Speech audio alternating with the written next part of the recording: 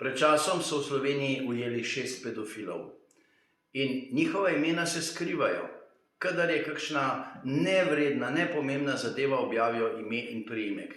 Če je kakšen kriminal, kjer so vpleteni tujci v Sloveniji, se morda objavijo začetnice tistega človeka. Zdaj pri pedofilih ni česar. Pa se človek vpraša, zakaj ne?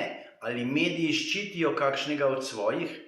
Ali sodna veja oblasti ne dovoli, da bi se objavljalo, ker je morda tudi kakšen njihov znanec, sodelavec ali kakorkoli kolega vpleten v te zadeve? Pedofilov v Sloveniji ni malo, nažalost, in to je najbolj zavržna stvar. Najbolj zavržna stvar. Napadati otroke.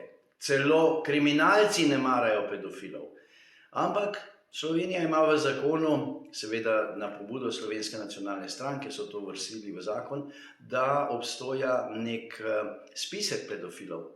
Ampak kdo pa ve za ta spisek? Kdo ga pa ima? Ali v šolah lahko pogledajo, če je v tem spisku kakšen od morebitnih učiteljev ali vzgojiteljev?